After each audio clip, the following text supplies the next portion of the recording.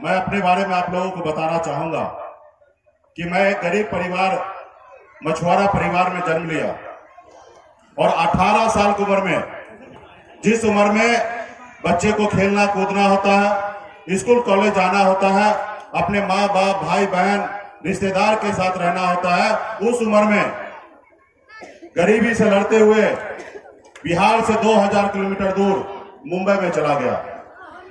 वहां पे मैंने मेहनत किया, मजदूरी किया। 30 रुपया रोज पर मैं मजदूरी करता था। रहने के लिए घर नहीं होता था, जहां काम करते थे वहीं सोते थे। लेकिन एक समय आया, आप लोगों के आशीर्वाद से, अपने मेहनत लगन के दम पर कुछ ही समय में एक अच्छा कामयाब व्यक्ति मैं मुंबई में बन गया और ऐशो आराम की जिंदगी जीने लगा। अच्छे जगह घर था, करोड़ों की गाड़ी में घूम रहा था, हजारों लोग हमारे पास काम कर रहे थे और ऐसी जिंदगी जी रहा था। उसके बाद मैं बिहार आया तो मैंने देखा कि लोग बड़े बड़े महलों में रह रहे हैं, महंगे महंगे गाड़ी में घूम रहे हैं, लोग चांद पे घर बनाने के लिए सोच रहे हैं। लेकिन हमारा समाज, पिछड़ा समाज, दलित समाज के लिए अभी भी इस धरती पे घर नहीं है। उसके घर पे जाने के लिए रास्ता नहीं है, बिजली सड़क पर कि हमारे पास हजारों समस्या है। जहां हजारों समस्या होता है वहीं पे हमारा जन्म हुआ था। गरीबी मुझे पता था, लेकिन कुछ समय के लिए मैं भूल गया था। जब मैं पुनः बिहार आया, अपने गांव में आया, तो फिर मुझे एहसास हुआ कि हमारे लोग बहुत पीछे रह गया और इनके हक अधिकार के लिए लड़ाई लड़ना चाहिए। और फिर मैं 2014 से अपने समाज के लिए, खास करके पिछड़ा समाज, निषाद समाज के लिए पूरे बिहार में हम लड़ाई लड़ने लगे। क्योंकि निषाद समाज को बंगाल में आरक्षण मिल रहा है, दिल्ली में आरक्षण मिल रहा है SC ST का, लेकिन बिहार में या उत्तर प्रदेश, झारखंड में नहीं मिल रहा है। हमारी लड़ाई है कि जब देश एक है, देश का प्रधानमंत्री एक है और देश में सभी किसानी जी हमको चुनाव जिता दीजिए, उसके बाद हम करेंगे। हमको भी लगता था इनके पास पावर है, चुनाव जिता देते, उस बाद से लड़ाई लड़ते रहा। फिर 4 साल के बाद मैंने पटना में 7 दिन तक अनशन किया। आज मैं अनशन में बैठा हमारे समाज का सैकड़ों समस्या को लेकर कि सरकार इसको सुने, लेकिन कोई सुनने के लिए तैयार नहीं। फिर मुझे लगा उसी अनशन पे कि जो काम इनको कह रहे करने के लिए, वो काम तो हम भी कर सकते हैं, सिर्फ उस जगह पे पहुंचने की बात है। और उस जगह पे पहुंचने के लिए, पैसे की आवश्यकता नहीं है, उस जगह पे पहुंचने के लिए वोट की आवश्यकता है।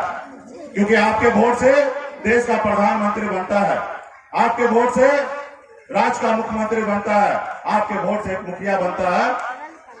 और वोट हमारे पास है, पूरे बिहार, पूरे देश में 15% वोट है। उसके बावजूद भी हम लोग दूसरे को वोट देते रहे, दूसरे को बनाते रहे और वो सुनता नहीं रहा।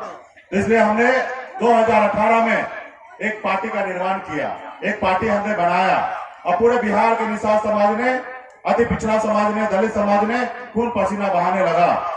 2019 में हमने चुनाव लड़ा, सफलता प्राप्त नहीं हुआ, लेकिन 2020 में हमें सफलता प्राप्त हुआ और NDA गठबंधन में हमने 4 विधायक बनाया और 4 विधायक में एक विधायक तो आप लोगों ने, हमारे मुसाफिर पासवान जी को आपने जिताने का काम किया था और बिहार में हमारी सरकार बना। उस समय में आप सबको पता होगा कि 125 विधायक से हम लोगों ने बिहार में सरकार बनाया था और सरकार बनने का जो है 243 सीट में जिसके पास 122 होगा वही सरकार बना पाएगा और 122 अगर एक सीट भी कम होगा तो उसका सरकार नहीं बनेगा। हम लोगों ने सरकार बनाया, माननीय मुख्यमंत्री नीतीश कुमार जी को मुख्यमंत्री बनाया, लेकिन उस समय हमारे पास इतना बड़ा पावर था कि बीजेपी के पास 74 विधायक था। 74 विधायक वाले अगर समर्थन नहीं देता तो शायद मुख्यमंत्री नीतीश कुमार नहीं बनते। और उसी जगह पे अगर हम भी समर्थन वापस दे लेते या समर्थन नहीं देते तो बिहार का मुख्यमंत्री नीतीश कुमार शपथ नहीं ले पाता। आजादी के 75 साल के बाद सिर्फ बिहार ही नहीं, हिंदुस्तान में पहली बार ऐसा हुआ कि एक निषाद का, मल्ला का बेटा, एक अति पिछड़ा का बेटा बिहार में मुख्यमंत्री बनाने का काम किया। इतनी हमारे पास ताकत था। हमें तो लालू जी फोन करते थे, किसानी जी आप हमारे साथ आ जाइए, हम आपको डिप्टी CM बना देंगे, हम आपके 4 विधायक को मंत्री बना देंगे, राज्यपाल कोटा से 12 सीट एमएलसी होगा, उसमें 6 आप ले लीजिएगा, 6 मांझी जी ले लेंगे और आप हमारे साथ आ जाइए और अपना सरकार बनाइए। हमने कहा भैया, क्योंकि हम लोग तो निषाद का बेटा है, गौराज निषाद जी के वंशज है, एकलव्य का वंशज है, वीरांगना फूलन देवी के वंशज है। हम लोग ईमानदार होते हैं, हम कभी किसी के पीठ में खंजर भोगने का काम नहीं करते हैं। हमें इतना बड़ा ऑफर देने के बाद भी हमने वो ऑफर को ठुकरा दिया और हमने मुख्यमंत्री नीतीश कुमार जी को मुख्यमंत्री बनाने का काम किया, एनडीए के साथ रहने का काम किया, क्योंकि हमने कहा कि जनता के साथ हमने वादा किया था कि बिहार को आगे बढ़ाएंगे और मुख्यमंत्री नीतीश कुमार जी के नेतृत्व में बढ़ाएंगे, हम उन्हीं के साथ रहेंगे। हमने 1% भी छल नहीं किया, हमारे दम पर बिहार में सरकार बना। अगर अति पिछड़ा मल्ला का बेटा अगर उस समय अगर बेईमानी कर लेता तो शायद नीतीश कुमार का सरकार नहीं बनता। हम इतने ईमानदारी से रहे। उसके बाद हमको विभाग में पशु एवं मत्स्य संसाधन विभाग मिला, हम काम कर रहे थे। ऐसे तो सरकार में पूरा पावर था, लेकिन हम काम कर रहे थे तो काम करने से रोकते थे कि उसको लगता था कि मुकेश सहनी पिछड़ा समाज, गरीब समाज, दलित समाज, निषाद समाज के लिए अगर काम कर लेगा, ये वैसे भी हीरो है और इनका समाज इनके साथ जुड़ जाएगा तो ये बड़ा हीरो हो जाएगा।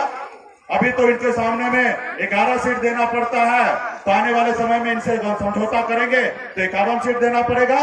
तो उन्होंने हमें परेशान करने के लिए लग गया, लेकिन हम सरकार में थे, जितना हो सकता था उतना हम लड़ाई लड़कर अपने समाज के लिए, पिछड़े समाज के लिए काम करेंगे और आपका काम करवाएंगे। और ये सरकार नहीं करेगा तो 2024 में इसको उखाड़ के फेंकने के लिए हम लोग तैयार रहेंगे। इसलिए साथियों, आप सभी युवा को, सभी सम्मानित साथी को मजबूती से लगना, क्योंकि अभी वो लोग आएंगे, 35 विधायक को लेके आएंगे, करोड़ों रुपया लेके आएंगे, वो आप लोगों के बीच में बांटेंगे, आपको वोट खरीदने का काम करेंगे। आप पैसा ले लेना, जो अगर देगा उसका ले लेना है, लेकिन वोट तो उसको कभी नहीं देना है। इसलिए नहीं देना है क्योंकि वो आपके बच्चे का भविष्य खरीदना चाहता है, वो आपके बच्चे का भविष्य खरीदना चाहता है, वो आपके नौकरी नहीं देना चाहता अपने बच्चे को, आपके बच्चे के लिए अच्छा हॉस्पिटल नहीं बना के देना चाहता है, वो आपके बच्चे को अच्छे स्कूल बना के नहीं देना चाहता है, सिर्फ आपको गुलाम बना के रखना चाहता है। जो पैसा देने की बात करे तो सबसे बड़ा दुश्मन वो होगा, उससे बड़ा दुश्मन कोई नहीं हो सकता है। भैया, वोट चाहिए तो जनता के लिए काम कीजिए, भी वोट मिल जाएगा।